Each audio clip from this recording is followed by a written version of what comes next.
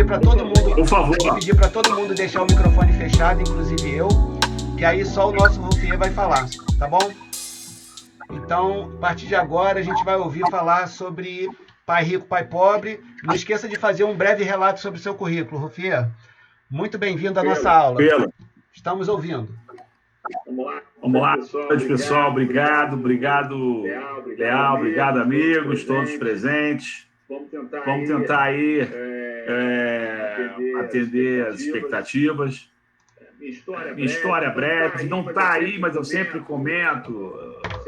CPOR 1984, Infantaria 1985, um mês lá no Rei, Regimento Escola Infantaria, maior escola de liderança que eu tive na minha carreira.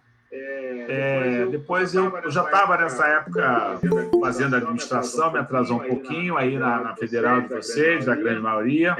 É minha casa. Professor Simval foi meu professor. 88 me formei, IBMEC 2004, 2011 eu fiz um curso de capacitação empresarial que eu sugiro fortemente para quem quer ser empreendedor. A Firjan disponibiliza isso de graça às vezes, tá, pessoal? Paga uma merrequinha lá, faz lá na COP. É bem interessante. Minha carreira, eu fui auditor há 7 anos. Agradeço muito a Federal por ter me apresentado a Price lá atrás, a PriceCoopers, quando eu entrei em 87. Depois tive um intervalo de Brahma antes do Garantia. Saí quando o Garantia entrou, entrei na Arthur Andersen e fiquei em auditoria durante 7 anos. Foi muito interessante porque a auditoria dá muita visão de negócios. Você vai a várias empresas, você faz muitos contatos, é muito interessante. Em 94, eu recebi uma proposta irrecusável para mudar de lado, para ir para a Pepsi, trocar de vidraça, de estilingue para vidraça. E a experiência foi boa. Fiquei 2 anos na Pepsi, fiquei depois mais 2 naquela revistinha Reader's Digest. 99 foi, vamos dizer assim, um ano que eu decolei, consegui um cargo de controller na companhia de dragagem capital holandês. Em 2001 eu li Pai Rico, Pai Pobre, vou falar disso mais na frente. Entre 2003 e 2007 foi, vamos dizer assim, o ápice da minha carreira, 40 e poucos anos, CFO de uma multinacional norueguesa, mas o Pai Rico tinha me influenciado muito mais. Esse livro realmente ele tem um poder muito grande de persuasão. E eu tinha na mente ter minha empresa, apareceu a oportunidade. Eu ainda fiquei na Reddor aí como diretor financeiro, trabalhando com um companheiro da Lince, que era quase que uma outra MRU, durante 1 ano e meio mais ou menos. E de maio para cá eu mergulhei, como a gente vai discutir mais para frente aí, empreender. Estou há 12 anos. O meu padrão de vida aqui era bem alto. Hoje, graças a Deus, como empreendedor, são 12 anos na estrada, ele não caiu. Ou seja, o que o Robert comenta ali realmente é verdade. Tem uma aura aí de muita possibilidade de ser empresário nesse país e lá então na América nem se fala, né? Aí tá o propósito estratégico da minha empresa. Faço basicamente o que eu sempre fiz, tá? Contabilidade de finanças, gestão de pessoas de treinamento, soluções em TI, que é uma ferramenta que a gente usa para interligar tudo isso. Auditoria, minha história. A gente está hoje com uma área de transações corporativas bem interessante. E impostos sempre, porque o mercado sempre demandando. País como o nosso, essa área é altamente fértil. Para alguns clientes, alguns antigos até, como a própria Webjet, que não tem mais, a Labsdor, que também não tem mais, mas alguns muito interessantes, como o Prudential, que foi um carro-chefe, a B2W foi um clientaço nosso, a Moeda aqui no Rio, Líder Magazine, muito interessante, a Estácio, cadê a Estácio? Está até hoje com a gente. Enfim, o Hotel Urbano deu uma caída, também foi um cliente bom. Tá aí mais ou menos tá aí o nosso comercial. Beleza? Vamos em frente agora para o nosso Pai Rico, Pai Pobre. Robert Kiyosaki, já teve aqui várias vezes, tá? Ele lançou esse livro em 1997, revisou há 3 anos atrás, no aniversário de 20 anos. E esse livro praticamente revolucionou o mercado, não de autoajuda, tá? Porque eu não considero o Pai Rico, Pai Pobre como autoajuda. É um livro de informação, de conhecimento, para você botar o cérebro para trabalhar. É o que o Robert fala o tempo todo, que o Pai Rico dizia para ele: não diga nunca não. Bote o teu cérebro sempre pensando numa solução. A gente vai fazer um sorteio. São 2 livros que a gente disponibilizou aí. Vocês vão ter que enviar só um e-mail para marcos@mru.com.br. Enviando esse e-mail amanhã, a gente, meio-dia, por volta de meio-dia, faz o sorteiozinho lá e 2 pessoas vão receber, eu vou contactar, meu portador vai entregar para vocês e espero que vocês façam um bom proveito. Entrando vamos dizer assim, no livro de uma forma específica, né? Esse resumo é basicamente os capítulos dele. Na lição 1, ele fala sobre os pobres e a classe média. Na lição 2, ele fala a diferença de ativo e passivo. Na 3, ele fala de construir negócios, de impostos. Na 4, eu deixei o texto em inglês. Na lição 5, The Rich Invent Money, porque a tradução do Os Ricos Fazem Dinheiro, o português é meio... o Invent Money eu acho mais forte. Trabalhe por conhecimento, não trabalhe por dinheiro, é fantástico. O Robert fala muito, ele critica muito a grade fundamental, o ensino básico nos Estados Unidos, mas incentiva muito que a gente estude, que a gente procure cursos em áreas que estejam correlatas ao que eu for empreender. E aí, essa 7 aí, como começar, eu peguei um gancho e trouxe algumas coisas interessantes para vocês, principalmente em dúvida. Poxa, eu também, quando li, fiquei com algumas dúvidas. Pô, o cara dá tanta sugestão, mas como é que ele fez? Como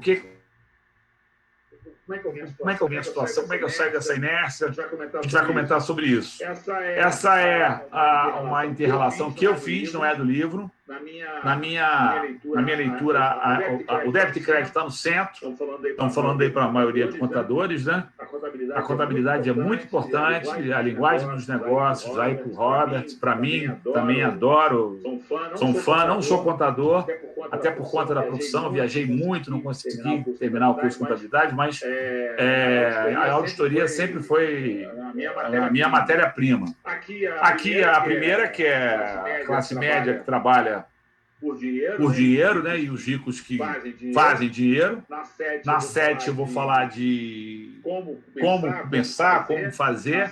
Na 6 a gente vai falar do trabalho pelo conhecimento. E aqui é o chão.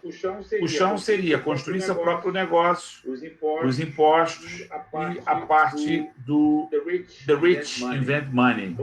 Ou seja, fazer dinheiro mesmo, começar a fazer dinheiro.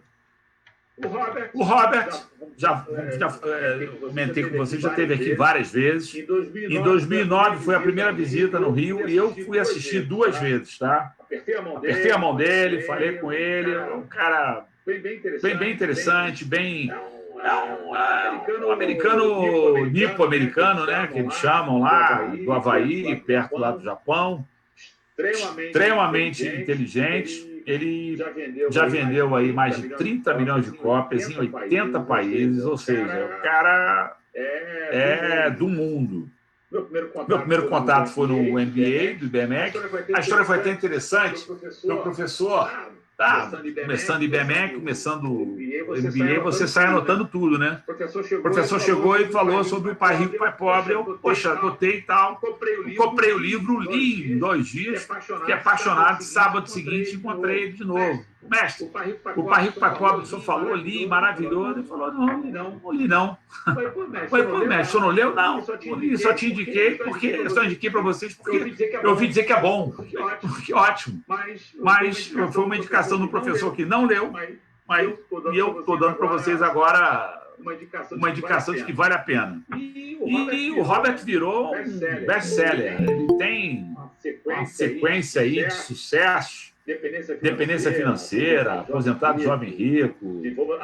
Até o Trump, ele, há 20 anos atrás, mais ou menos, uns 15 anos, ele fez com o Trump o Nós Queremos Que Você Fique Rico, um livro também interessante, falando sobre dinheiro. O assunto dele é negócio. Aqui a esposa dele, ele no início teve uma parceria com uma contadora da Price na época, uma auditora.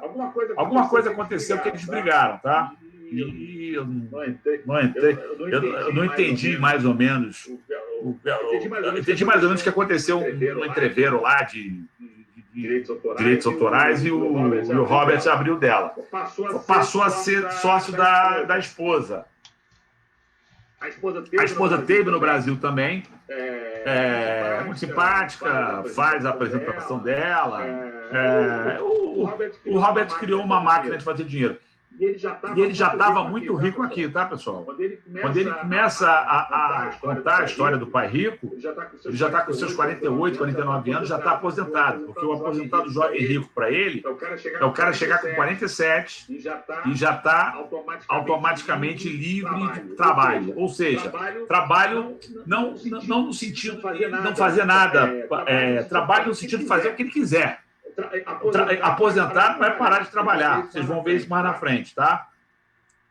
Didaticamente, eu vou destacar o livro Raiz, O Pai Rico, Pai Pobre. Que eu me tornei fã, que eu lá atrás me inspirei. E, apesar da minha leitura, os dois que ganharem com certeza vão ler, mas quem não leu ainda e não ganhar, eu sugiro fortemente que compre o livro e leia, porque as lições são, apesar de a gente tentar aqui, de alguma forma, dissecar algumas informações, é uma leitura imperdível. O contexto é bem interessante. São dois pré-adolescentes, o Robert e o Mike. O Robert, então, na época, com 9 anos, é um péssimo aluno em inglês. Ele até brinca muito como é que um péssimo aluno em inglês se tornou best-seller. Top do New York Times. E ele sempre foi um crítico ferrenho, porque ele não gostava de matemática, ele não gostava de nada do que estava sendo ensinado. Mas, ao mesmo tempo, ele tinha uma queda muito forte por negócios. O Mike, que, no caso, é o amigo dele, filho do pai rico, e ele começam a terem dúvidas da época de como o dinheiro vem, como fazer dinheiro, como é que as coisas acontecem. O livro é até um pouco repetitivo, mas ele vai didaticamente mostrando como as coisas vão acontecendo. Eu vou trazer muitas questões para vocês, tá, pessoal? Como diz o Einstein, não são as respostas que movem o mundo, não. São as perguntas. E uma das coisas que eu aprendi nesse Pai Rico foi que você tem que errar. Eu tentei 99 vezes e falhei. Vocês sabem que erro é a primeira vez, falha é a segunda, né? A terceira, a quarta, a quinta.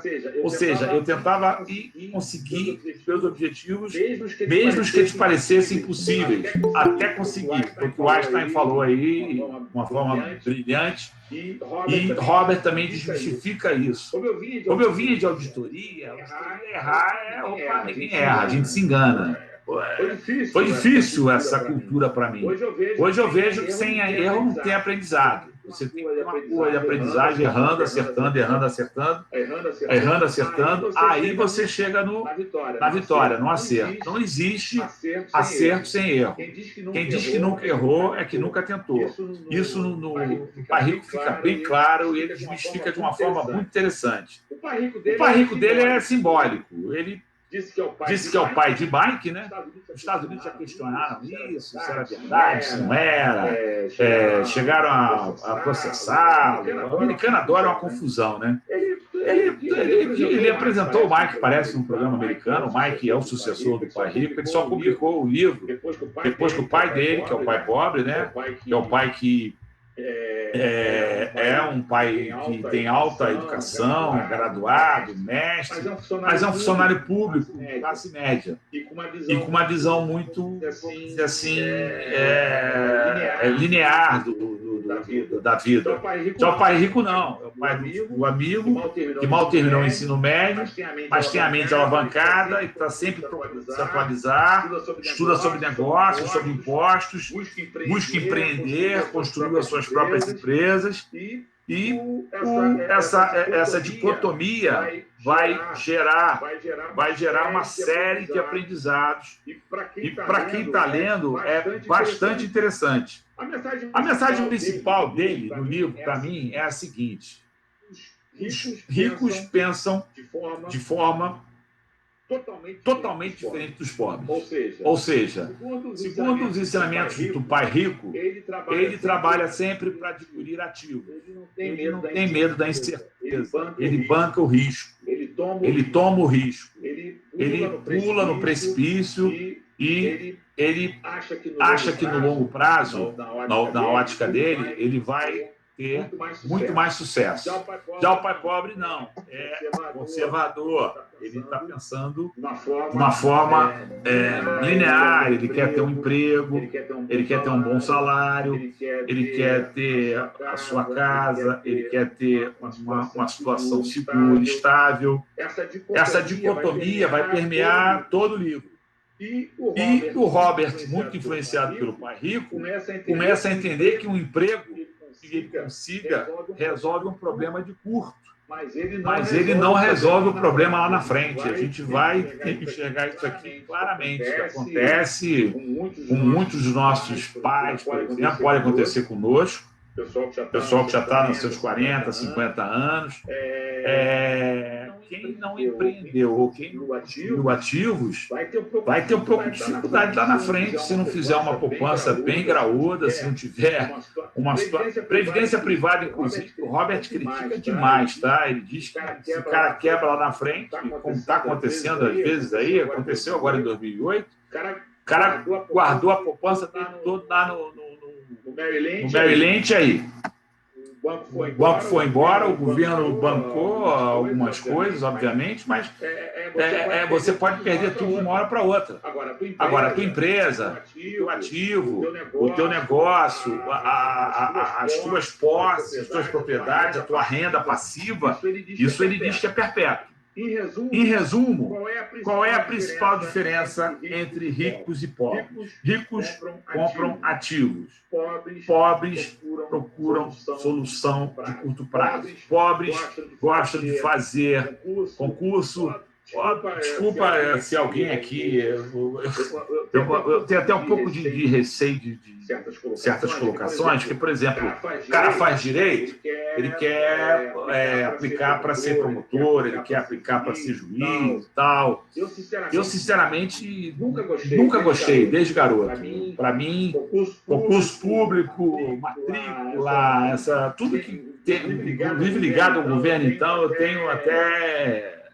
ojeriza, mas é uma coisa que, no longo prazo, pode trazer até um certo conforto, porque se o cara tem uma procuradoria, por exemplo, o cara é promotor público, ele tem uma aposentadoria muito grande. Inclusive, o rombo da Previdência, o que a gente tanto discute é esse. Você tem muitos benefícios e muitos sem benefícios.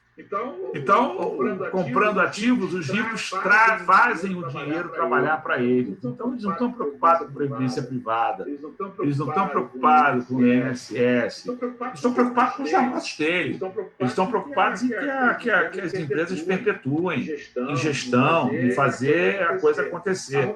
Arrumando emprego, segundo o Robert, e eu concordo plenamente, a gente vai trabalhar para o dinheiro, e um dinheiro de curto prazo, e não traz no longo nenhuma segurança. Já se eu comprar ativos, eu posso até passar por alguns momentos difíceis, o Robert passa por isso, ele explica que chegou a morar dentro do carro dele. Ele chegou a perder tudo, ele quebrou 2, 3 vezes. Quebrar não é problema. Caiu 1, 2, levante, 3, 4, o que for possível. Essa mensagem dele é muito interessante. O importante é você ter a tua mente focada em fazer dinheiro, em tentar comprar ativos. Então, essa é, vamos dizer assim, o cerne do livro. A diferença principal: ricos são maiores que os problemas, pobres são menores que os problemas. Ricos procuram ativos, pobres procuram segurança. Pobres não abrem mão da segurança, ricos tomam risco em detrimento da segurança. Deu para entender isso, pessoal? Ficou bem claro? Só para... É uma visão do Robert, tá? Não respeito quem está fazendo concurso, respeito quem acha que vou fazer uma profissão, vou ter uma vida tranquila, vou ser funcionário público, vou trabalhar numa empresa de porte, sem problemas. Só que não vai ficar rico. Ele pode ser, no máximo, um CEO super bem remunerado, a gente vai também falar disso, mas rico, dono de ativo, dono do seu futuro, dono do seu negócio, não vai acontecer a não ser que você compre ativos. Daqui a pouco, na lição 2, a gente vai falar um pouco sobre o que é ativo e o que é passivo. Foi muito rápido, meu amigo Leal? Não, eu tô achando que você não vai fazer aquilo que você falou, de falar tudo em 1 hora, mas não tô achando rápido, não. Tô achando muito boa e já tem uma pergunta. Você quer responder agora? Manda bala. Vamos lá. Por volta das 8h10, o Viver com Grana, que é meu amigo Fernando, perguntou: como você, empreendedor, tem adaptado seu negócio nesse momento de crise? Qual foi o impacto financeiro dessa crise na sua estrutura financeira? Crise no seu negócio. Pergunta do Fernando. Do meu negócio? Desculpa, no meu negócio, Léo? Isso, no seu negócio, MRU. Olha, no meu negócio, o primeiro impacto foram 3 ou 4 clientes, principalmente um italiano e 2 do ramo de confecção, esse ramo aí de roupa, de shopping center, né? Os caras, tem que discutir FII, vamos botar para baixo, olha, não dá. Eu tive que dar desconto de 20% de cara nas faturas. Eu tentei negociar, falei, olha, vamos fazer aqui o Covid, né? Mas de cara, muita gente pedindo, principalmente dos ramos que estão sendo atacados. O que eu estou sentindo daqui? Quem está pagando um preço alto? O comércio, principalmente que depende de shopping, e o comércio que não abriu de rua, né? Empresas de... O que pegou? O offshore. O offshore também, o pessoal de Petrobras, o pessoal que faz apoio marítimo, andou, porque a Petrobras repassa, a Petrobras não tem dó nem piedade. Mas, por exemplo, saúde bombando, mercado bombando, limpeza bombando. Alguns setores realmente muito abalados e jogando pesado. Por exemplo, a gente fez um trabalho numa confecção, uma auditoria, o cara chegou, olha, vou fazer o seguinte, 20% vou cortar o que a gente tinha combinado e vou pagar daqui a 30 dias e se você não quiser, tudo bem, fica numa fila. Ou seja, o pessoal joga duro. É o risco de estar empreendendo. Em contrapartida, quem tem emprego, o pessoal está cortando, tá? Eu mandando embora. Eu, por exemplo, tive que cortar. 10%. Eu tenho por volta de 35, 40 pessoas. Uns 4, 5 eu também cortei. Tive que adaptar. Fiz redução de jornada que o governo apoiou. Paulo Guedes também fez aquele negócio da folha muito legal. Eu me enquadrei, consegui pagar 2 folhas. Dizem que vão ser 4, mas não chega lá, está em 2, está parada. Mas o Covid pegou legal. Legal mesmo. Não está fácil, não. Vamos em frente? Agora, pessoal, é o coração do livro. Na minha opinião, é a lição principal. E é muito simples. E a forma que o Robert fez, eu considero até hoje fantástica, brilhante. O que é um ativo? Os contadores aí, nossos estudantes. Bens e direitos e serviços, reconhecidos no balanço patrimonial, em ordem de liquidez e tal. Pessoal, ativo é o que coloca dinheiro no teu bolso. Olha como o Robert pega os não contadores. Tá? Isso aqui é uma demonstração de resultado muito simples, né? Receita e despesa, vendas e despesa. Aqui o balanço patrimonial, ativos, bens e direitos, passivos as obrigações, o patrimônio líquido aqui é o capital, a obrigação junto aos acionistas. Se eu comprei um ativo, eu estou botando dinheiro no bolso e estou gerando receita, estou gerando renda. Quem compra ativo sempre bota dinheiro no bolso. O que é passivo? O oposto. Passivo é o que tira dinheiro do meu bolso. O conjunto de obrigações, empréstimos, impostos, isso tudo tira dinheiro do meu bolso. Essa forma didática que ele fez, eu tinha estudado contabilidade bem antes, obviamente, tive uma facilidade de captar. Para um leigo não contador que pega esse diagrama, eu acho que ele, toma impacto, ele começa... Porque o que interessa é isso aí, pessoal. O que interessa é a demonstração de resultado e a tua coluna de ativo, tá? Mas o que acontece é que as empresas, elas têm esse passivo aqui muito pesado. O que é o passivo? Não de empréstimo. O que é o passivo? Ela dando passo maior que a perna dela. São os impostos que ela não paga. São os encargos sociais. A gente tem uma carga hoje tributária extremamente pesada. É difícil empreender com tudo isso? Mas lá na frente a gente vai ver, por exemplo, o pessoal que tem emprego, tem um salário, eles pagam imposto na frente. Isso aí é muito pior do que as empresas. Agora, falando sobre um ativo clássico, um ativo que todo mundo acha que é um ativo, né? A sua casa. Uma pergunta, pessoal. A sua casa é um ativo ou um passivo? Se você mora nela, lamento informar, mas sua casa é um passivo. Ou seja, você é classe média, você tem salário, você tem despesa e você tem um passivo saindo com a despesa para aqui. E o teu ativo, obviamente, mais na frente você vai pagar e a casa vai ser sua. Mas, por enquanto, a sua casa ela é do banco. O banco tem um ativo, você pegou o dinheiro. Se você pegou, obviamente, 100% financiado.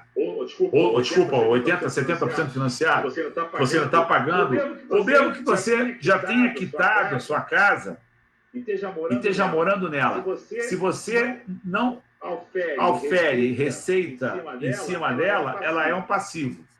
E a classe média, coitada, ela tem um emprego, ela tem um contra-cheque.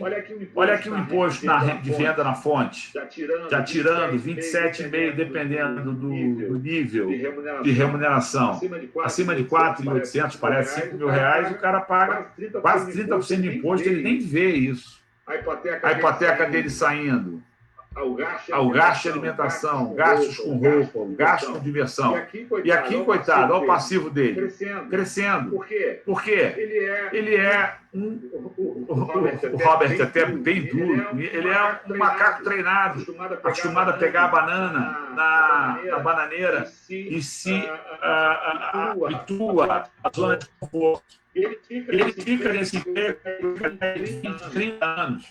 Aí ele vai ter problemas. Esse livro abordado está aí no Independência Financeira.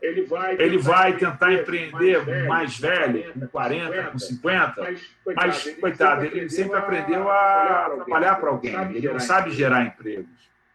Seria um outro aspecto que ele aborda muito legal na independência financeira. Olha a demonstração financeira dos ricos. É a renda gerando um círculo virtuoso. O o rico cada vez mais rico, porque a renda cresce, a despesa que está na mão dele ele vai tentar sempre minimizar, passivo ele vai tentar sempre eliminar, ele vai ter sempre uma demonstração financeira saudável. Ou seja, aqui é o patrimônio líquido, a diferença entre o ativo e o passivo. Olha como é que ele tem recursos, olha como é que ele tem a renda esmagando a despesa. O que, coitado, o outro da classe média, na sua demonstração financeira, tem uma renda esmagada pela despesa. Isso aqui é tudo do Pai Rico, tá, pessoal? Não é nada criado por mim. Copy-paste, peguei lá das demonstrações, é a lição número 2 dele. Ou seja, eu sou um... Agora, ele também faz uma pergunta interessante. Eu sou um assalariado altamente remunerado. Ganho hoje, vamos supor, R$150 mil por mês. Eu sou rico? Depende, pessoal. Depende quanto eu vou acumular. Eu não sou rico pelo que eu ganho, tá? Eu sou rico pelo que eu não gasto. Isso o Robert deixa bem claro. Se eu ganho 150 e gasto 160 todo mês, eu sou pobre.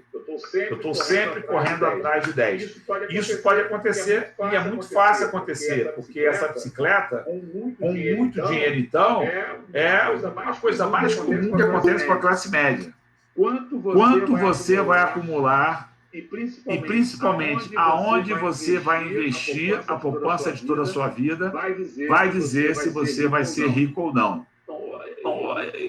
E trocando rico para, vamos dizer assim, remediado, né, de uma forma geral. Os assalariados da iniciativa privada, quando se aposentam, não tem jeito. Ou ele fez uma poupança, ou então ele vai depender do governo. E esse cara é de 150 mil, por exemplo, ele vai perder quase 90%, ou 95% que ele ganhava. O seu padrão de quando ele era bem mais jovem. Ele vai ficar dependendo do governo, vai depender de parente, vai depender de amigo. Por quê? Porque ele não foi capaz de ter ativos, de adquirir ativos. Ele não foi capaz de criar um padrão de vida produtivo nos anos dele, 30, 40, 50. Que pelo menos fizesse uma aposentadoria digna. Um cara, por exemplo, que ganha 150 e guarda 50, um terço, opa, ele já começou a ter uma poupança razoável. Ele critica muito isso, o Robert acha isso medíocre, mas de alguma forma ele reconhece como sendo digno. Mas com óbvias exceções de políticos e funcionários públicos, que eu não vou nem entrar nesse mérito aqui, o Pai Rico não tem nada contra o governo, mas ele só acha que eles são expertos em gastar dinheiro. Os governos sabem muito gastar o nosso dinheiro. Agora, fazer dinheiro, pessoal, tem que ser meu amigo Elcio aí, que faz o pouco dele aí, e faz a coisa acontecer, e gera emprego, e bota lá o Estado de Alagoas para andar para frente, porque o governo lá, o prefeito no máximo pode dar subsídio. Pode dar mais, dá algumas benesses, mas fazer dinheiro, os governos não fazem. E ele é muito crítico nisso. E eu concordo com ele 100%. Resumindo aí, a sua casa é um ativo ou um passivo? Ou seja, você coloca dinheiro no seu bolso com um ativo, ou você tira dinheiro do seu bolso com um passivo. Governos são experts em gastar dinheiro e são basicamente sustentados pela classe média, tá? Quem sustenta esses caras são todos os pobres coitados que estão pagando o IR-fonte. E os pobres, sempre, coitados. Empresários são experts em fabricar dinheiro. Concorda comigo, meu amigo Elcio? Você é o cara agora.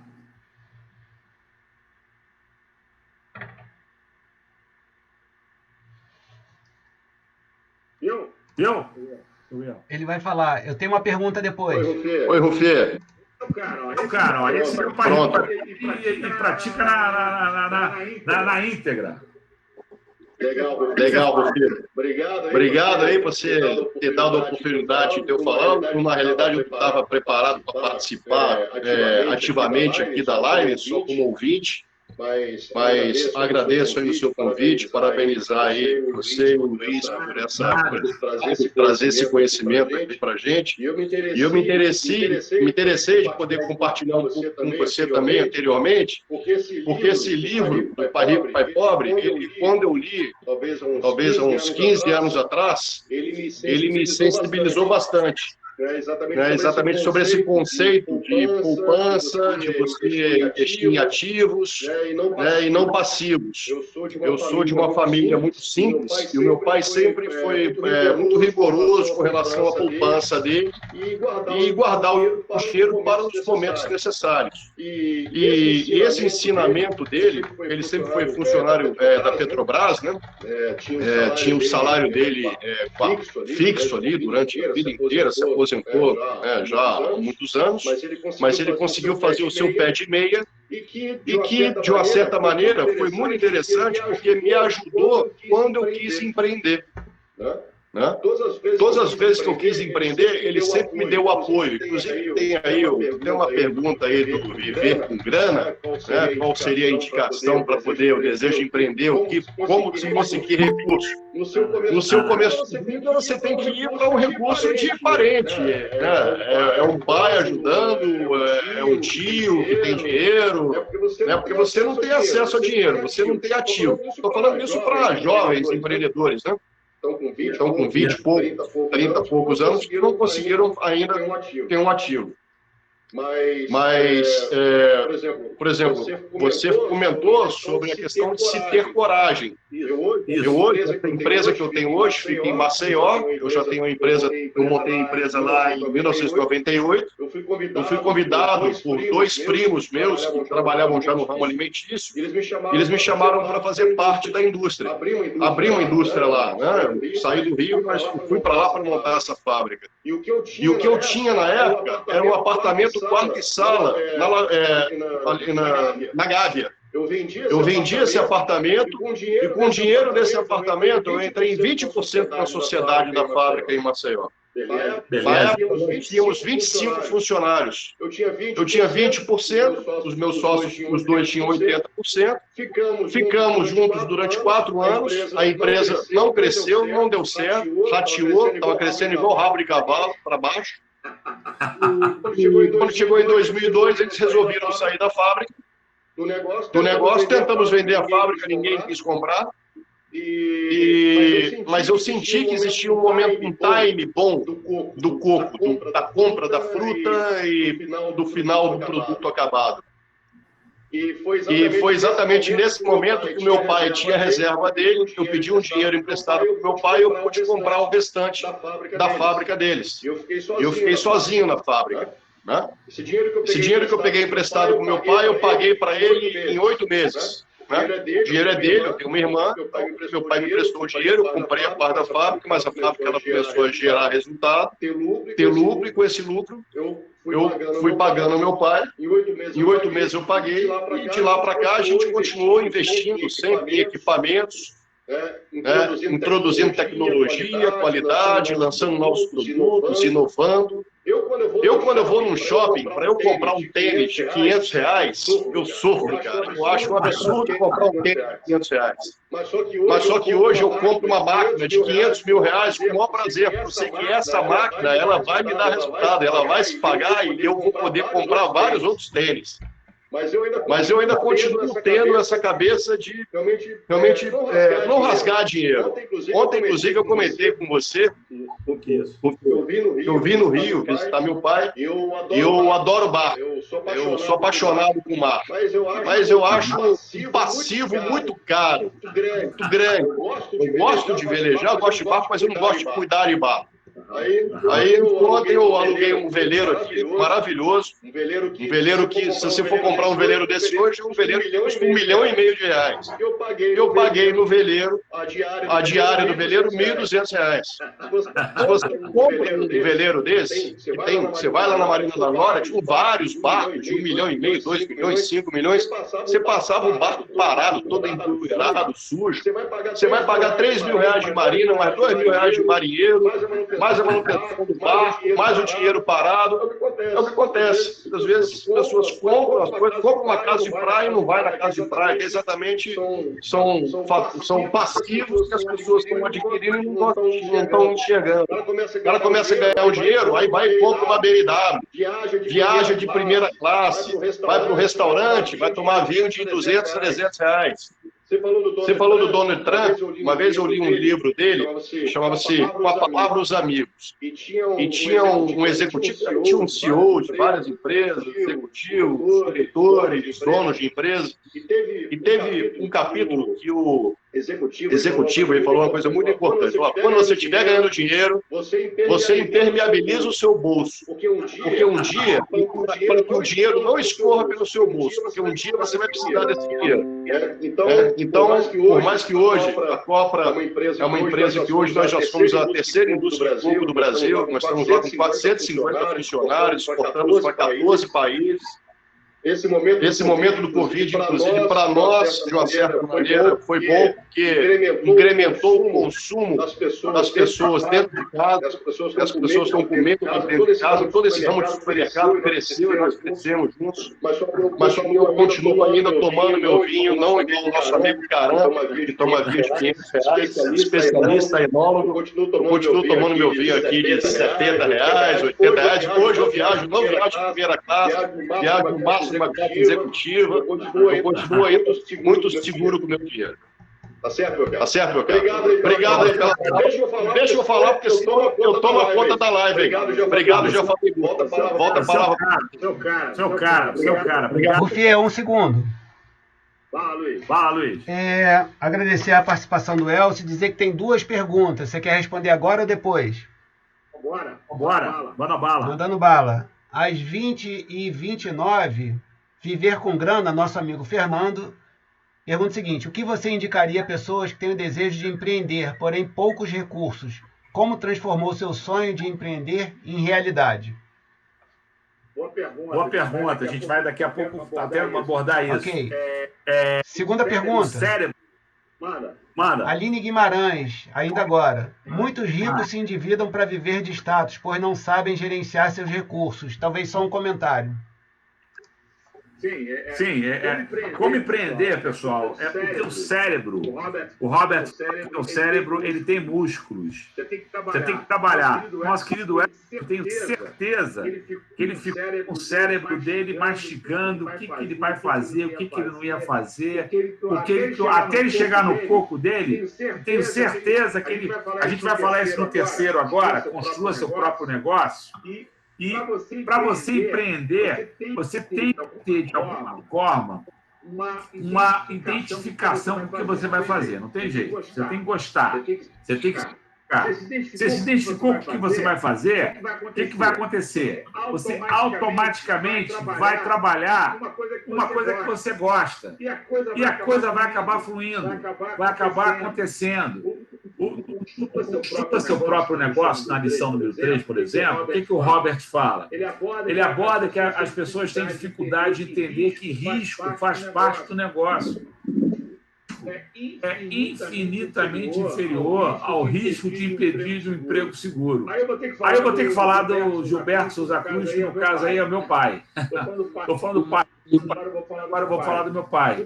Gilberto Souza Cruz era um profissional da Souza Cruz, ponta, entrou em 69, ficou até 86. Com 43 anos, a Souza Cruz chega para ele, 45 anos, a Souza Cruz chega para ele, ó, acabou. Ou seja, 19 anos da casa, 17, 18 anos da vida dele, jogados no lixo. O pai morreu em 2000, coitado, 14 anos depois, cuidando de uma serralheria da empresa, da família, numa situação horrorosa, inclusive eu até ajudei a administrar, ajudei a encerrar. O que adiantou? O cara trabalhar a vida toda, o cara dar o sangue dele a vida toda, se ele não juntou um ativo, se ele não criou uma estrutura, se ele não enfrentou risco. Tomar risco porque está em crise. Pessoal, lamento informar, mas o mundo vive em ciclos de crise, tá? Eu listei aí os últimos 100 anos. É crise em cima de crise. você pegar e ela se estende. A gripe espanhola de 100 anos atrás, o crash da Bolsa, a Segunda Guerra, a Guerra Fria, a primeira crise do petróleo. O Brasil quebrou em 2082, o Sarney fez a moratória em 87, teve o confisco do Collor, a maioria aí não era nem nascido, mas o Collor pegou todo mundo aí. A Rússia quebrou quando o Fernando Henrique inventou também se reeleger. Tratado de 11 de setembro. Ou seja, se a gente for esperar o momento certo para empreender, tentando responder o nosso amigo, esse momento nunca vai chegar. Ele vai acontecer quando você bota o teu cérebro para pensar, quando você bota o teu esforço do que você gosta.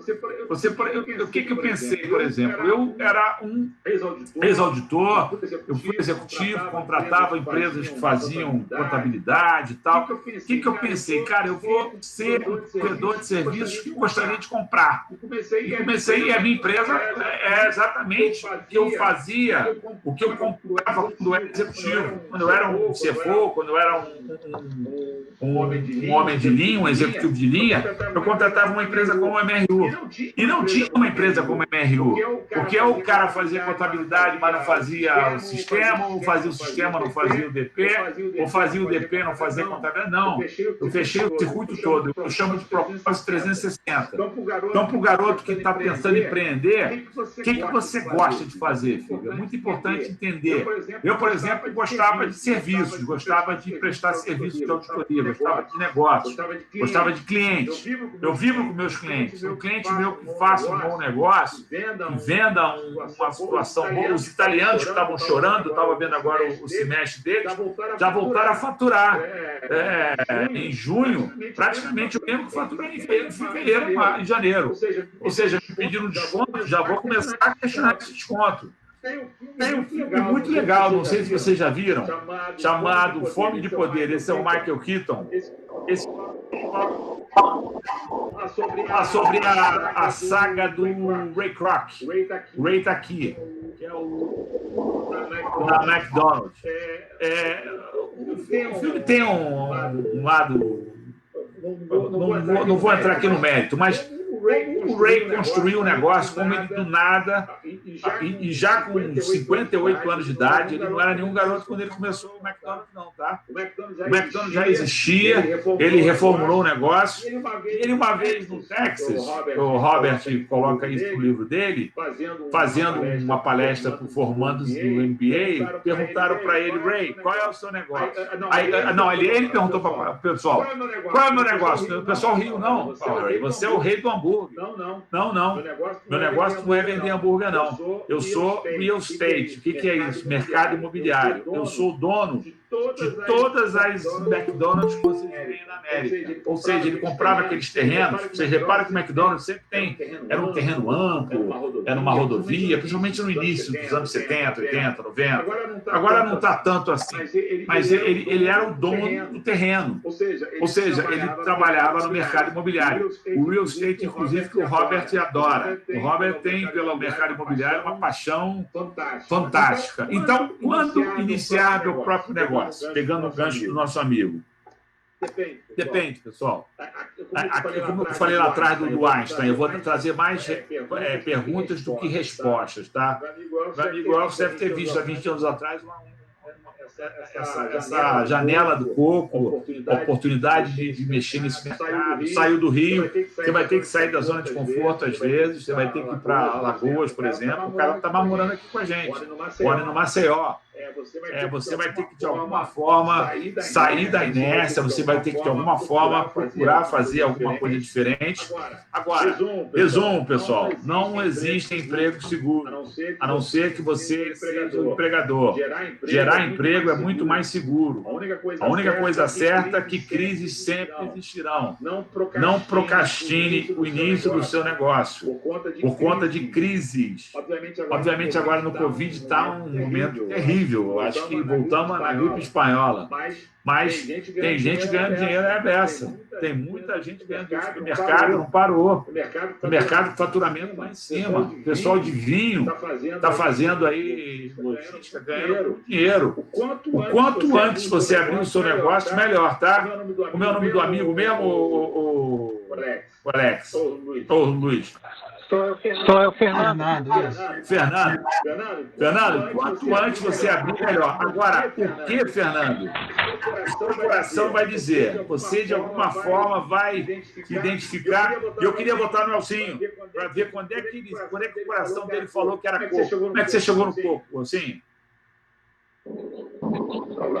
Na realidade, esse meu primo que eu te falei que me convidou para vir para cá, para Maceió, ele me falou uma frase que foi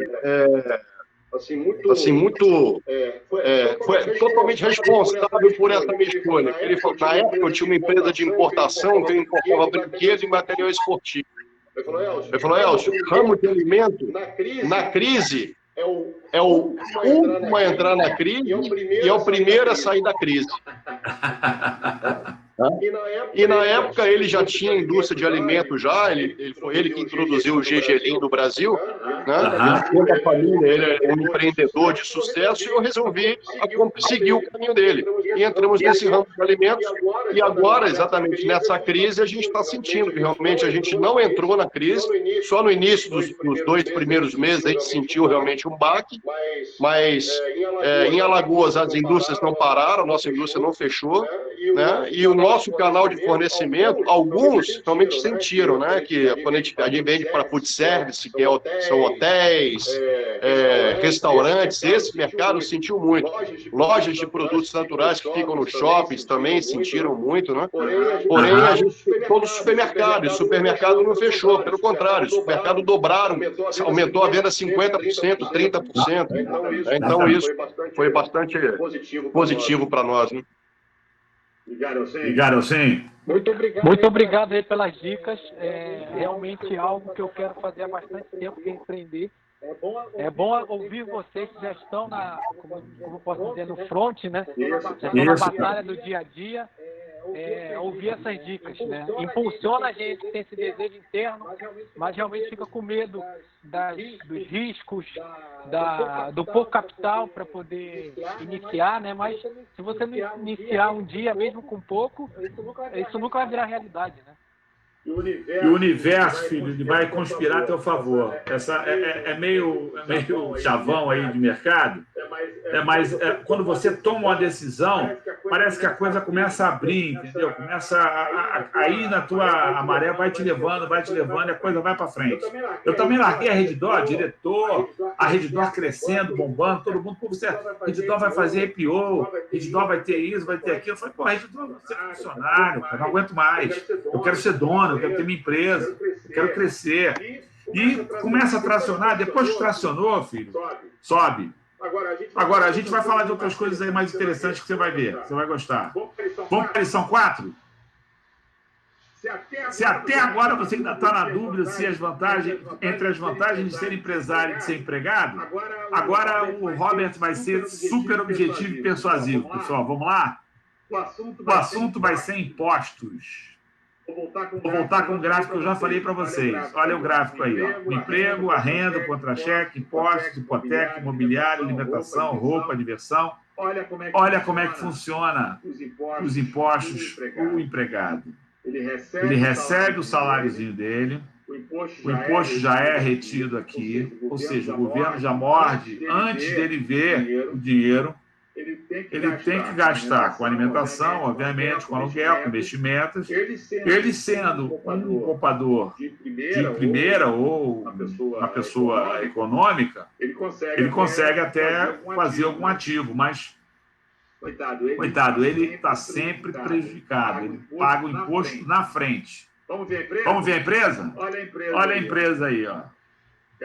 Ela tem o ativo, a renda, despesas dedutíveis, algumas taxas, obviamente, ser empresário nesse país é pagar uma série de taxas e contribuições, mas o imposto vai estar aqui no final. E às vezes nem tem, tá? ele consegue, eu não estou falando de forma ilegal não, tá, pessoal? Tem muito planejamento fiscal onde você consegue não pagar. Ou seja, as empresas protegem os ricos. Eles têm uma espécie de blindagem ou uma espécie de, vamos dizer assim, uma sistemática mesmo, como a coisa funciona. E aqui, por exemplo, o empregado paga 27,5%. O rico paga 34,4%, aqui embaixo, no máximo. Ou se ele for pagar pelo presumido, são várias formas, não está no escopo aqui para a gente discutir, tá? Mas se ele for pagar no Simples, por exemplo, hoje, ele pode até pagar numa PJ 6% do que ele ganha. 10% do que ele ganha. Se ele é funcionário assalariado e tem um emprego seguro, ele paga 27,5%. Ou seja, muito mau negócio em termos de impostos. Você está sempre exposto. Conselho do pai pobre de Robert. Procure um bom emprego. Como é bom fazer parte de uma organização poderosa. Tenha uma carreira brilhante. Aí contrapõe o pai rico. Eu quero ser dono da minha própria empresa, Robert. Por que você não vai ser dono da sua? Os impostos vão estar do seu lado. O Robert critica duramente a nossa metodologia de ensino tradicional, tá? Ele acha que a gente tinha que, de alguma forma, para as crianças, falar de débito, de crédito, mesmo pré-adolescentes. Será? Eu acho que, sinceramente, nos anos 80, eu estudei nos anos 80 o primeiro grau, a antiga quinta, oitava série. Eu cheguei a dar sorte, porque em 79, eu estava na sétima e tive teve uma matéria chamada de técnicas comerciais. E na oitava série, ela era obrigatória para quinta e oitava. Hoje, sexto, nono ano, né? Ela era obrigatória num ano. E eu peguei em Volta Redonda em 79 e em 80 eu fiz aqui no Rio. Dessa matéria, eu nunca esqueço, eu preenchi um cheque pela primeira vez. Foi uma emoção, preenchi um cheque e tal. Hoje nós não temos cheque, hoje a gente tem TED, hoje a gente tem DOC. Mas as crianças, os adolescentes, saber o que é um TED, saber o que é um DOC, como é que funciona o mercado financeiro, o que é uma taxa Selic, o que é a Bolsa de Valores, o que é o índice da Bolsa. O Robert entende que isso deveria estar no currículo escolar, tá? Como se fosse uma matéria obrigatória. E eu concordo com ele. Essa minha técnica comercial lá atrás, em 79 e 80, bem garoto, me fez pensar, caramba, que coisa legal. Esse negócio de comprar e vender. Resumo: os empregados pagam seus impostos na frente, os ricos pagam no final, porque as empresas protegem os ricos. Inteligência financeira deveria ser uma disciplina como matemática, geografia, etc. A gente tinha que ter, desde criança, uma formação, porque não é financeiro, a gente vive no mundo capitalista, não tem jeito, a gente tem que estar preparado para ele. E as pessoas mais educadas financeiramente tendem a construir um mundo melhor. Concorda, meu amigo Leal? Concordo, meu amigo. Inclusive, eu estou anotando aqui para falar de educação financeira na própria UFRJ. Pode seguir. Vamos em frente. Acabei aqui embaixo, pessoal. Não, faltou a 5, né? Que é o rico inventa dinheiro. Aqui, o nosso rapaz aí que está querendo empreender, não é simples não, tá, amigo? O próprio Elcio confirmou aí, Elcinho disse, não é fácil, tá? O empreendedor tem que ser um visionário, ele também precisa ser empresário, porque tem muito empreendedor com grandes ideias, mas o cara se perde.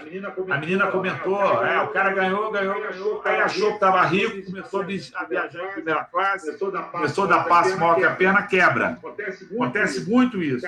O cara achou que ficou rico, não ficou rico. Ele esteve rico. Os ricos inventam dinheiro no sentido de procurar formas de ganhar dinheiro. Eu, por exemplo, quando abri a MRU, o que eu pensei? Caramba, todas as empresas precisam de contabilidade. 100%. 100% das empresas precisam de contabilidade. 100% das empresas precisam de DP. A não ser que o cara não tenha DP, pode ser. Mas contabilidade não tem jeito. Sistema. Hoje em dia, então, com o home office, todo mundo precisa de sistema. Cara, eu estou aqui. Ou seja, eu vou ter um escopo de atuação para uma empresa de como a do Elcinho, eu vou atuar na Petrobras, eu posso trabalhar numa empresa de barco, eu posso trabalhar numa empresa de moda, eu vou ser multifacetado, empresarial, ou seja, eu vou estar em qualquer lugar. Então, e os ricos precisam, os ricos entendem isso. Eles têm habilidade em ler demonstração financeira. Eles sabem os investimentos. O Brasil, essa palavra rentista aqui, pessoal, ela é muito pejorativa no Brasil, principalmente, porque a gente aqui, durante muitos anos, fez dinheiro com dinheiro, tá? A gente tinha uma remuneração muito grande na renda fixa, chegou a ser, na época do nosso querido Fernando Henrique, lá, chegou a ser 25%. Você ganhar 25% por mês era um verdadeiro absurdo. Ou seja, para que eu vou botar meu dinheiro no risco, empresariar, empreender, e se eu posso deixar ele parado e ele crescendo 25%? Ano, aliás, perdão, tá? A Selic ano. Na época do Sarney chegou a ser 1.000 ano. Na época da hiperinflação, mas já foi. Então, o Brasil tem uma cultura de rentista muito forte. Essa cultura de rentista não deixa empreender. Ele bota você numa zona de conforto muito pesada. Ela tem que ser quebrada. A gente tem que ter uma Selic baixa, como o Paulo Guedes está fazendo, tá? A gente tem que não ganhar dinheiro se o dinheiro estiver parado. O dinheiro está parado no banco, quem ganha dinheiro é banco. Não adianta a gente querer ganhar um dinheiro com a gente. Dinheiro parado. O dinheiro parado está parado. Eu tenho que botar o dinheiro para circular, eu tenho que botar o dinheiro no risco. Eu tenho que saber o mercado que eu estou inserido, eu tenho que saber a oferta e demanda. Eu tenho que conhecer bons contadores, eu tenho que conhecer bons advogados. O pai rico diz o seguinte: ser rico também dá muito trabalho. Não é tão fácil como pode parecer, não. Fiquei rico, parei de trabalhar. Pelo contrário. E o pai rico também contratava excelentes contadores. Como eu estou falando para a tua turma de contador, Léo, eu dei essa puxada aí porque a contabilidade, para mim, é a linguagem dos negócios. O Robert e o Mike, que é o filho real do pai rico, ficavam observando o pai rico conversar com os prestadores de serviços. Aí o pai rico fazia a seguinte pergunta para o contador: 2 mais 2, o cara falava 4, não serve. Vocês vão falar por quê? Porque o bom contador, óbvio que a gente tem hoje compliance, a gente tem uma série de restrições que tem que ter mesmo, mas o bom contador, quando você fala para ele 2 mais 2, ele pergunta: doutor, quanto é que o senhor quer que dê? Porque a contabilidade é a Redditor, por exemplo, a gente naquela época é uma coisa muito criativa, entendeu? E você tem que usar a tua mente. Você tem, não de forma ilegal, sendo de forma legal. Está dentro da lei. Pô. Eu sou professor de professor de ética também, hein? 2 mais 2 tem que dar 4, hein? Desculpa, Leal. Eu entendi. Assim, é utilizar as brechas da legislação, né, dentro do que é legal. Esse garoto vai crescer. Para a empresa. Isso aí é outro negócio. Todo mundo quer. Isso aí é normal. Exatamente. Porque tu vai pagar o helicóptero do Witzel, vai ficar. Esse país. A empresa norueguesa, os caras vão trabalhar de bicicleta. Ninguém quer ser político. A remuneração do cara é terrível. Aqui o cara quer andar de helicóptero, o cara tem jato particular, o cara tem um staff à disposição. Ou seja, está tudo errado nesse país. Está tudo errado. E o coitado pobre é ele que paga essa conta, não é o rico, não. O rico está cada vez mais rico, tá? O rico está fazendo dele, o rico está conseguindo tocar o dia a dia. O rico vai ser sempre rico. Pode quebrar? Pode. Mas geralmente o cara que quebra é o rico que herdou, que não construiu, que não fez como o Elcinho falou, que não sabe o preço de um tênis de R$500. O rico tem uma noção de valor muito forte. Ele sabe que R$500 é uma coisa que, poxa, tem que dar muito valor. Que onde pinga não seca. E ele sua muito para receber esse recurso. Entendeu, pessoal? Então, voltando lá, ele volta, o rico exige uma atualização constante. O pai rico sugere fortemente que a gente esteja sempre estudando conhecimentos, contratar profissionais de ponta e ser rico dá muito trabalho. Concorda, meu amigo Elcio? Concordo. Quem acha que empreender, ser dono do seu próprio negócio, vai poder trabalhar a hora que quer, quando quiser, não tem tempo, está totalmente enganado. Pelo contrário, não vai ter 13º, não vai ter férias, não tem sábado, não tem domingo, trabalha 16 horas por dia e quando está dormindo também tem que estar sonhando com o negócio. Exatamente, garoto. Exatamente. Mais coisa aí, não? Não, nenhuma pergunta. Só estou lembrando que já passou 1h10, mas pode seguir. Vamos em frente. Correto 6. Robert, trabalhe por conhecimento, pessoal. Eu já falei dessa grade atual que ele critica. O Robert critica a grade, mas não critica o conhecimento. Ele sugere deve estudar muito mais áreas ligadas ao negócio que a gente for abrir. Uma das habilidades principais, então, que um empresário deve ter é saber vender. Por exemplo, ele ficou 3 anos na Xerox. O pai rico incentivou ele a entrar na Xerox por quê? A Xerox tem uma reputação de ser uma escola, na época principalmente, antes de quebrar há pouco tempo, nos anos 70, 80, era uma máquina de fazer profissionais de alto nível. Então o Robert ficou lá, aprendeu, ele era muito tímido, ele não falava em público, ele tinha muitas limitações. Então o que o pai rico sugeriu para ele trabalhando lá desenvolver?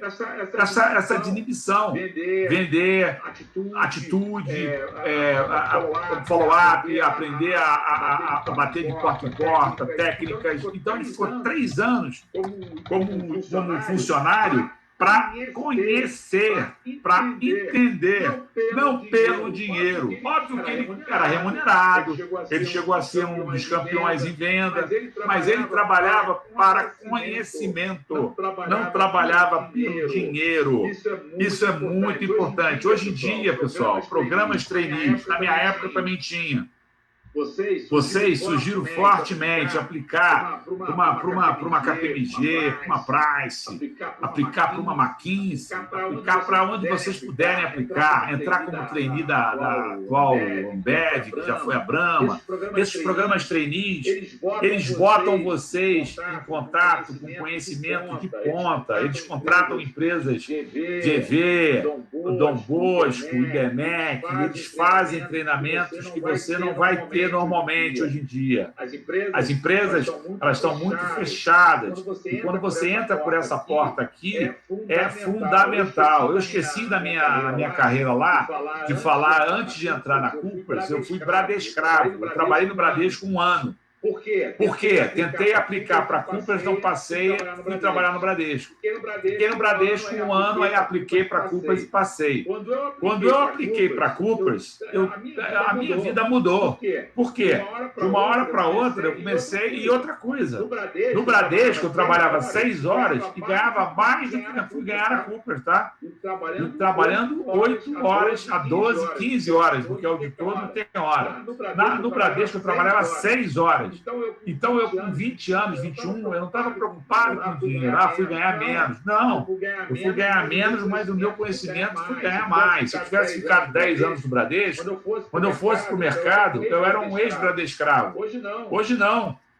Ficando 7 anos em auditoria, eu saí para ser controle de uma multinacional. Eu tive outro acesso. Então, trabalhem pelo conhecimento.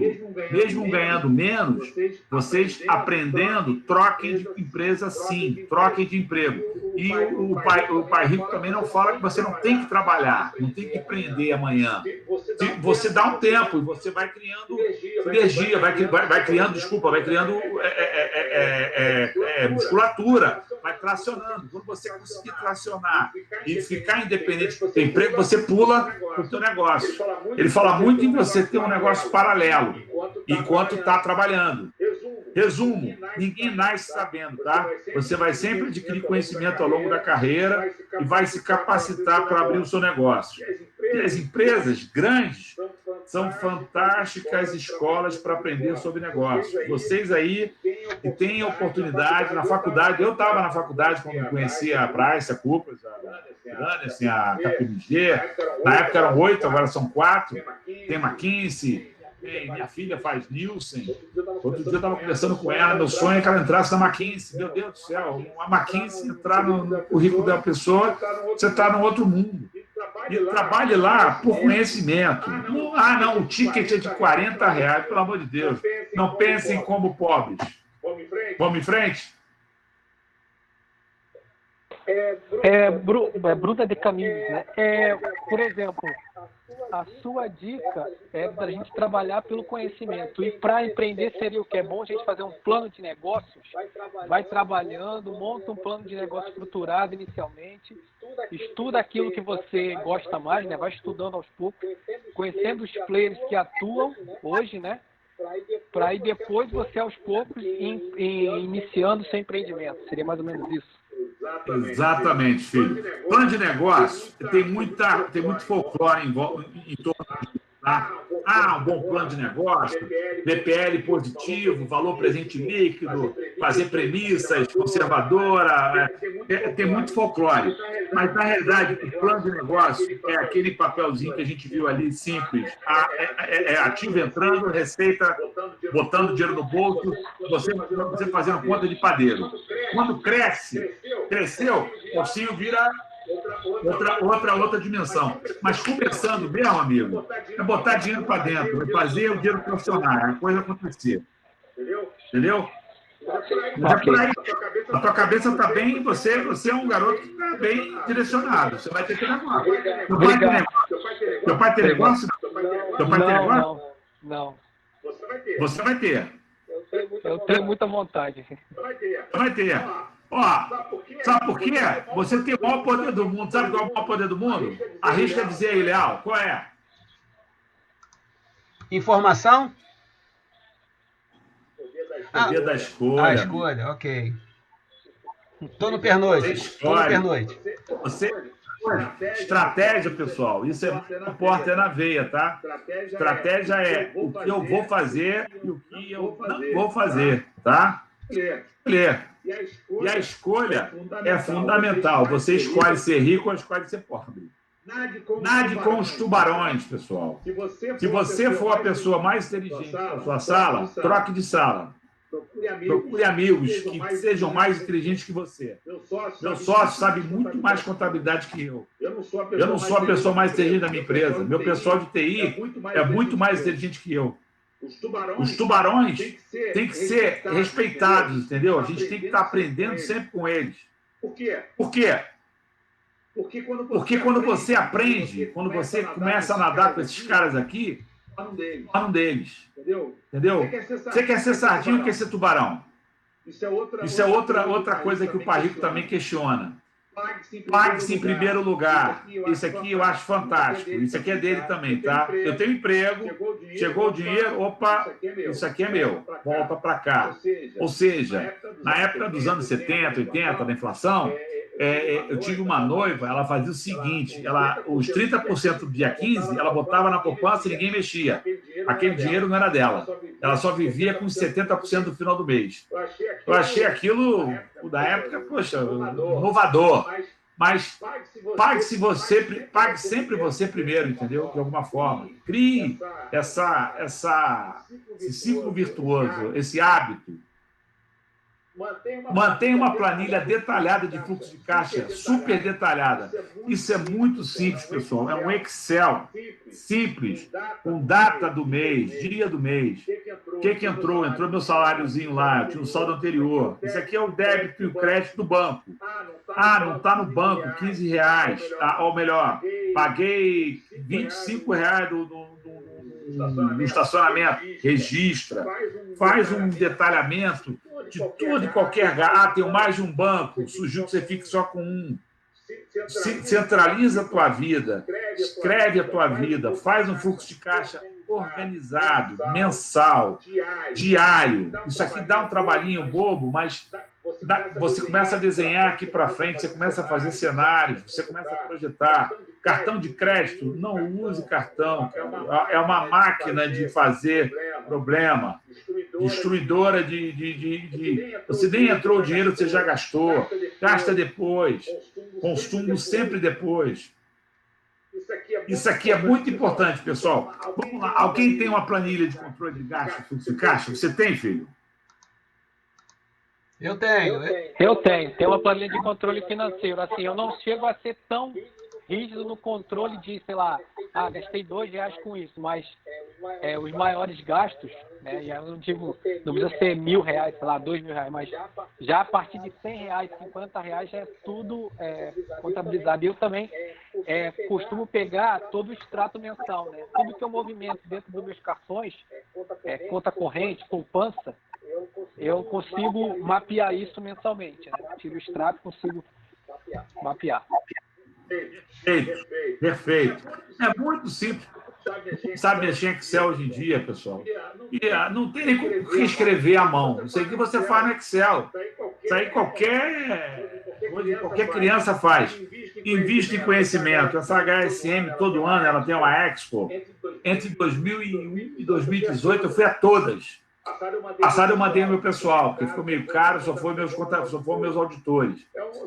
São 3 dias em São Paulo que você troca experiência, que você ouve gurus. O Robert nunca veio aqui, não. Mas você ouve o Michael Porter, você vê o Jim Collins, você assistiu o Jack Welch, que foi embora. Enfim, investe em conhecimento. É caro um treinamento desse, mas vale a pena.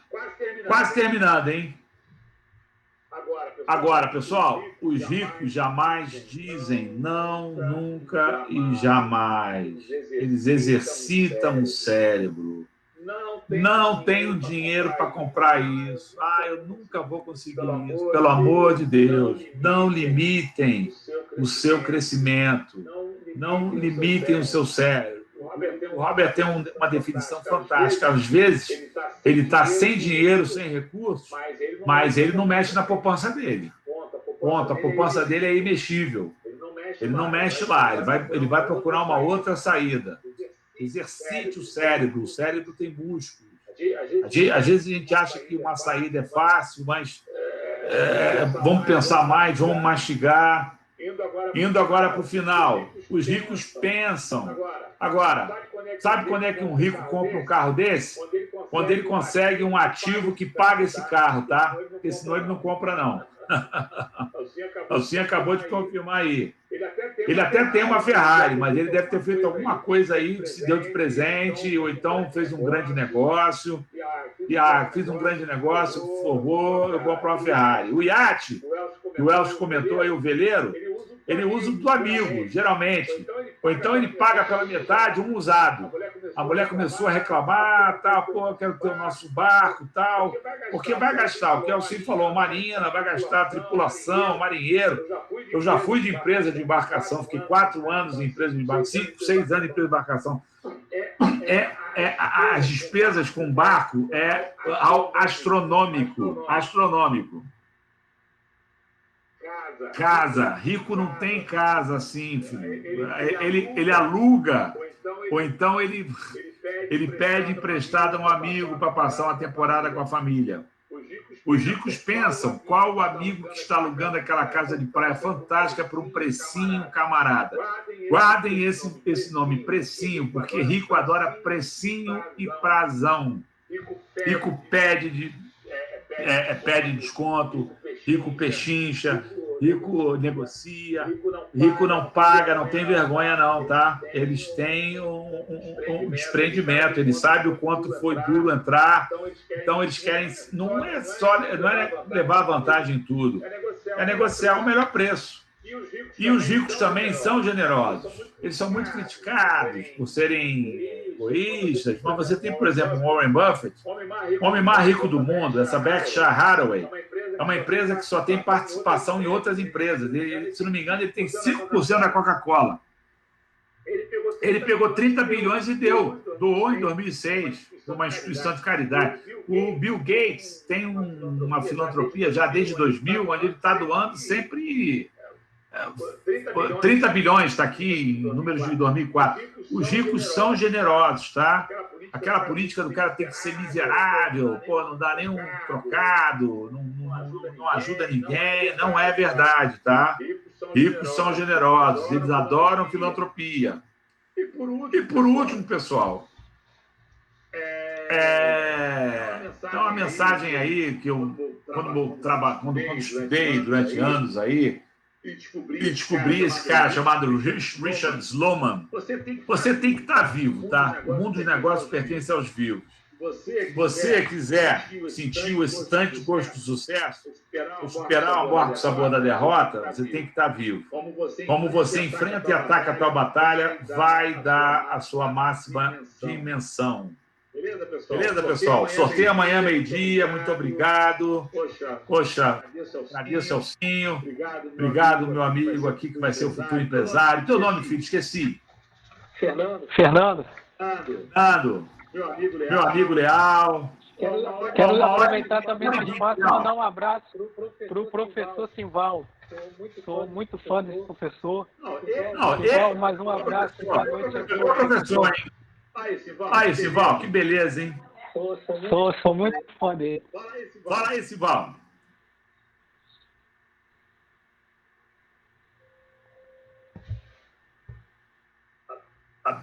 Tá sem voz? Tá. Simval, tem que abrir o microfone. Abriu, Simval? Abri, esqueci de abrir, a idade.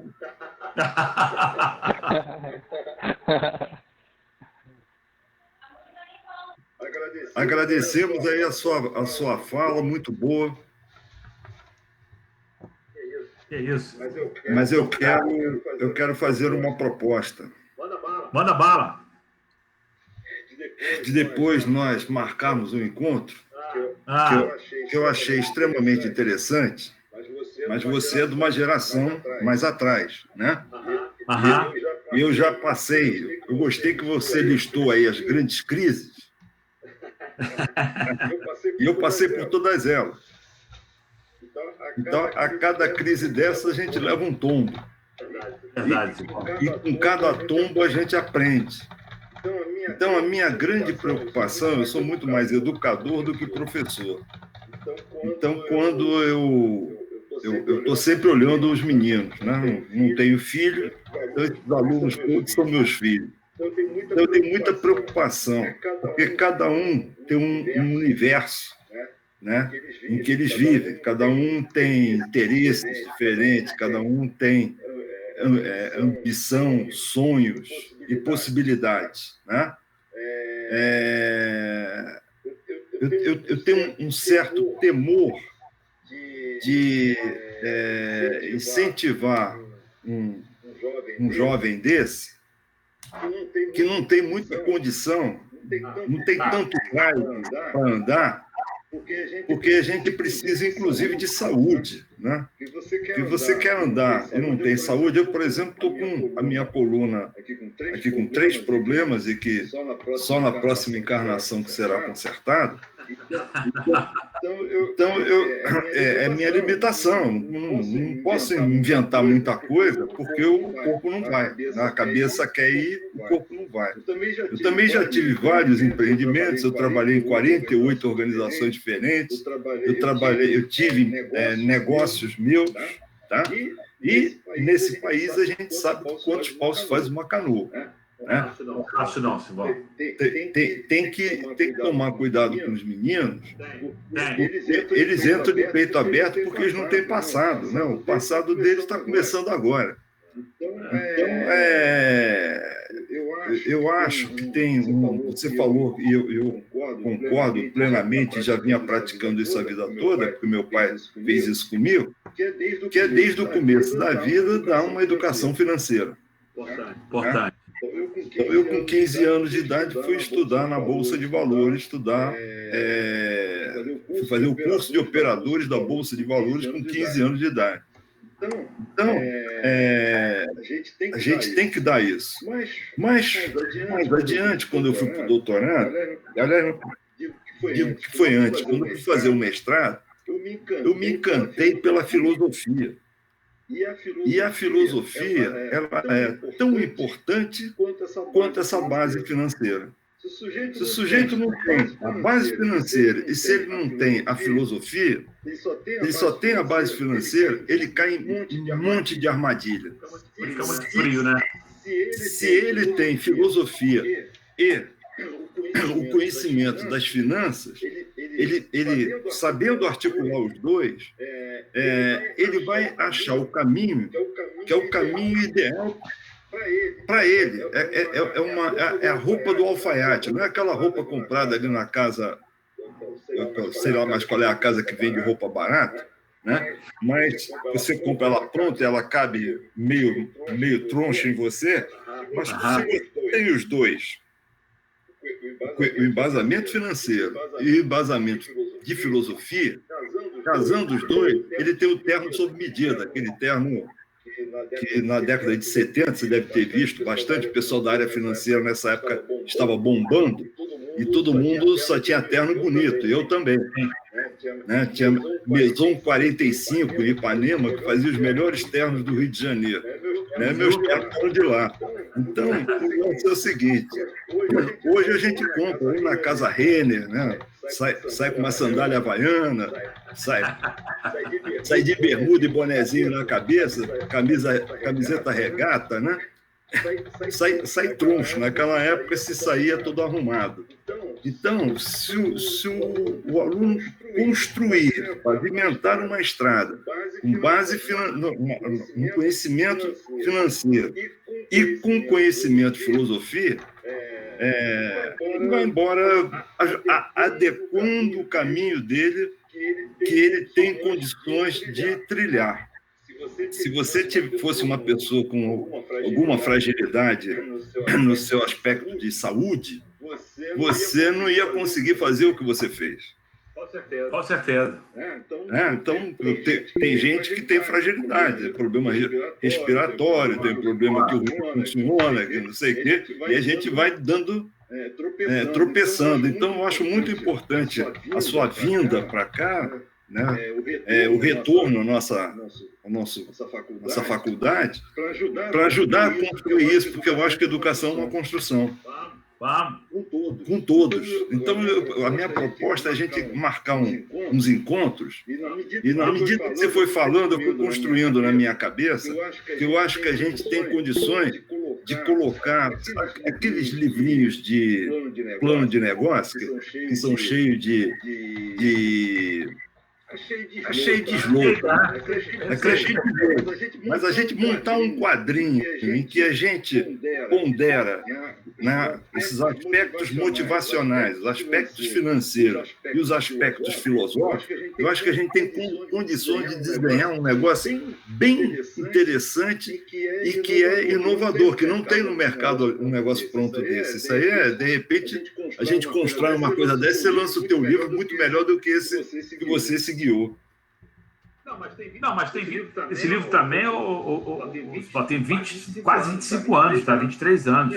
Era um outro texto. Não. Ele foi inovador, entendeu? A Bíblia tem 4.000 anos.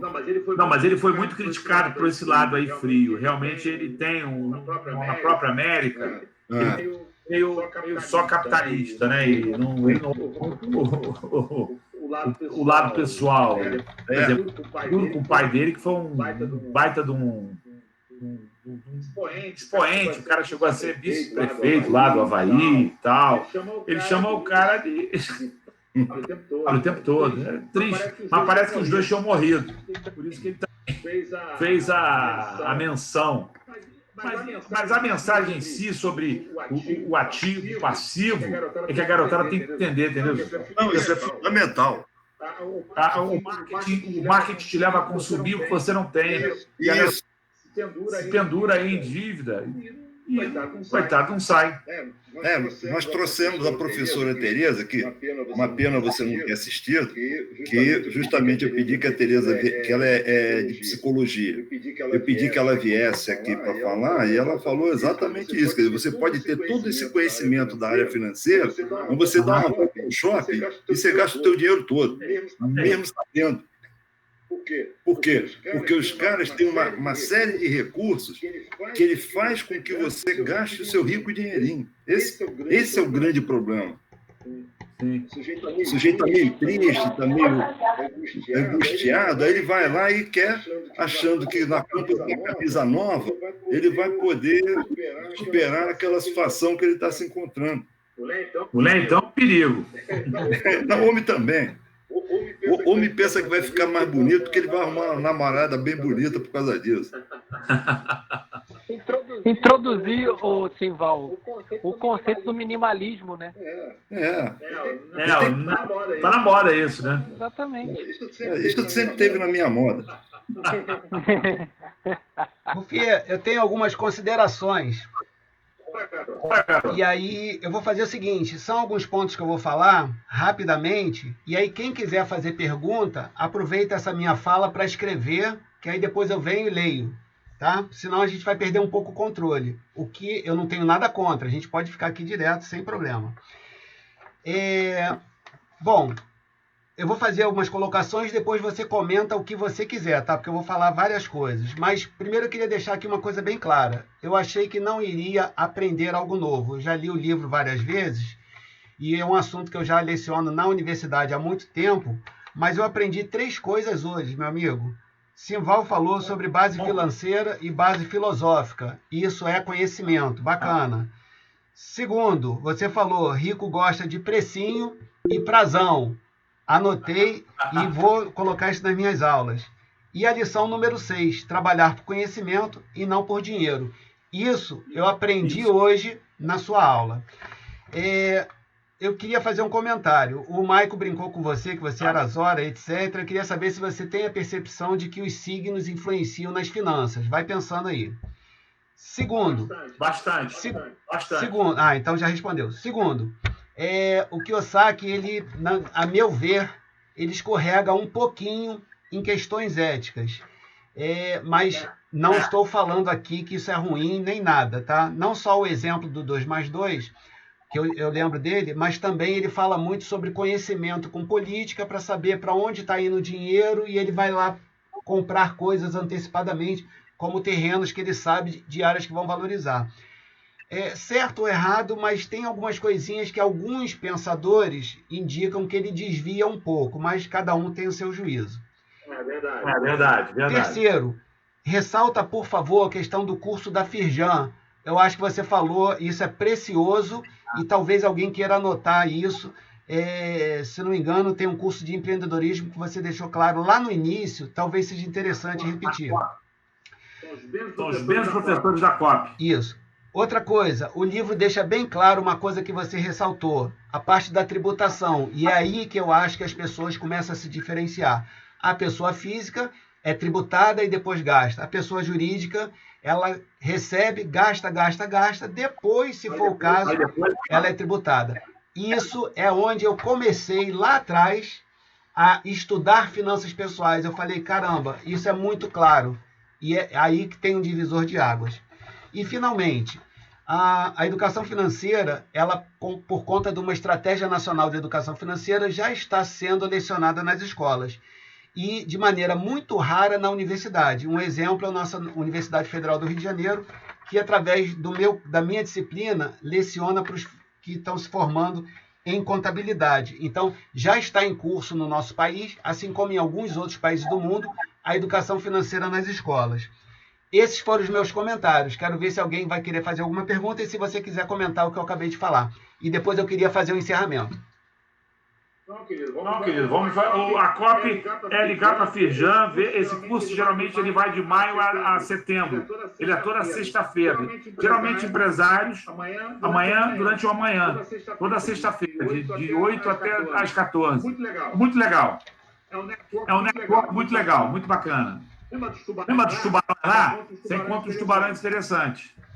Eu fiz esse curso. Você fez, Simão? Fiz. Da turma, tá? Se você pegar uma turma bem legal, os professores da COP, é o Vicente, é a Heloísa, é a... Só tem copiagem. O Vicente também foi meu aluno. Vicente foi teu aluno, né?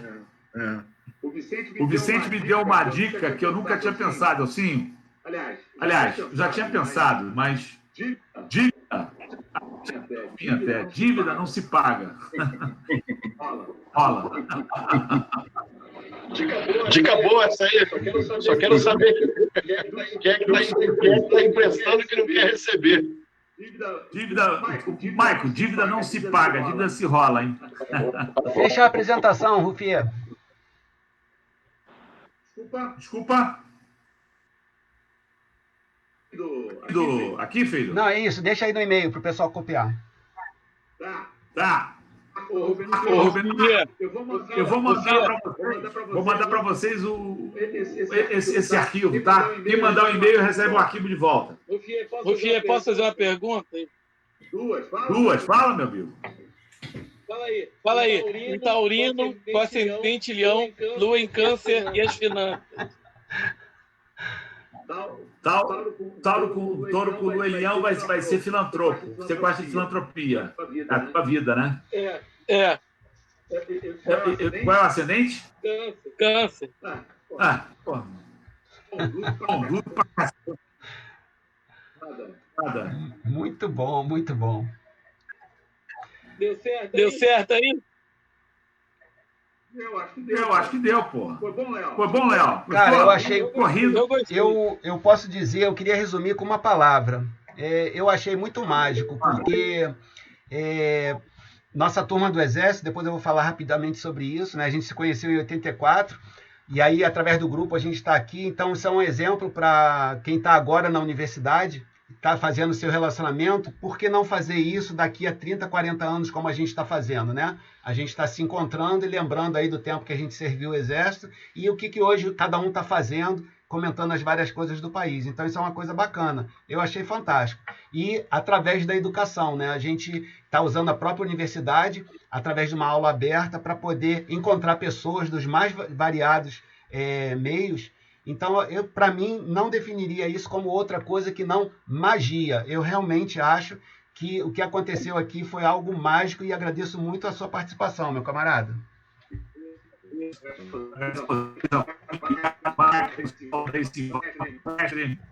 Obrigado. Olha só, então eu vou caminhar para o final, tudo bem? Bom, eu queria agradecer em primeiro lugar ao meu amigo Rufier. Ele trouxe aí as suas impressões sobre o livro Pai Rico, Pai Pobre e também contextualizou isso muito bem através do seu empreendimento, a MRU, fazendo aí essa parceria com o nosso amigo Elcio, lá de Maceió. Então, a gente pode perceber como que finanças pessoais e empreendedorismo estão muito relacionadas. Isso foi fantástico. Eu quero agradecer de coração a presença dos meus amigos do Exército. Ver se eu vou errar o número aí. Olha, o Elcio é o 729, o Maico é o 806 e o Alves de Artilharia 644, o Maico de Material Bélico e o Elcio, assim como o Rufier de Infantaria. Então, nossa união foi tão forte que até os nossos números daquela época, de 1984, a gente consegue lembrar. Quero agradecer a presença mais uma vez do professor Simval. É sempre muito importante uma pessoa com o histórico de vida dele, como a gente viu aí o nosso amigo Fernando fazer alguns elogios para ele. Então, é uma presença muito bem-vinda aqui. Obrigado, professor Simval. Alguns alunos e ex-alunos de finanças pessoais estão aqui presentes. Na verdade, a apresentação foi para eles especificamente. Com a benesse da internet, a gente expandiu para outras pessoas. E para outras pessoas de fora, como a minha amiga Aline Guimarães, ex-aluna minha. Tive alguma participação na monografia dela, ou apenas conhecia a monografia. Também uma ex-oficial da Força Aérea, como a gente estava falando aqui agora pelo chat, serviu na intendência, assim como eu. Ao Fernando, uma presença muito especial, muito apaixonado por educação financeira. Então, realmente reunir pessoas assim tão diferentes através da educação, para mim, é mágico. Eu não saberia definir de outra maneira. Queria lembrar que semana que vem, dia 14, a Isabela vai fazer uma apresentação parecida sobre investimentos. O professor Fernando vai falar sobre perícia contábil. E na semana seguinte, o nosso amigo professor Simval, no dia 21, sobre método do trabalho científico. Eu quero agradecer todo mundo e, Rufia, eu vou deixar as últimas palavras para você. Assim que você falar boa noite, vai estar encerrada a nossa live e eu mando um beijo no coração de todo mundo. Foi realmente muito mágico. É um prazer poder estar aqui com vocês hoje. Claro, pessoal, eu que agradeço, prazer imenso. E aproveitem, vocês que estão nessa faculdade maravilhosa, aproveitem que as oportunidades aí são fantásticas. Obrigado, meu amigo Nelson. Obrigado a todo mundo, tá, pessoal? Professor Luiz, eu queria só fazer o último pedido. Faz aí, Fernando. Fala, garoto. Eu queria, se for possível, se o Hélio poderia ministrar um conteúdo para a gente também. Eu fiquei muito interessado pela história de empreendedorismo dele. Eu já fiz. Ele tem muito a agregar. Eu já fiz o convite, ele já aceitou. Eu só vou marcar com ele a data. Ele é empresário lá na cidade de Maceió, amigo nosso do Exército. A empresa dele mexe com coco e eu vou chamar ele para contar a história dele, né, Nelson? Legal, Luiz. Obrigado pelo convite. Fernando, falarei aí com o maior prazer o que eu puder passar para vocês aí um pouco a experiência que eu tive, né? Enfim, ao longo desses anos, sempre ralando muito, suando muito, passando por muitas dificuldades, acertando, errando. O que eu puder colaborar com você vai ser um prazer.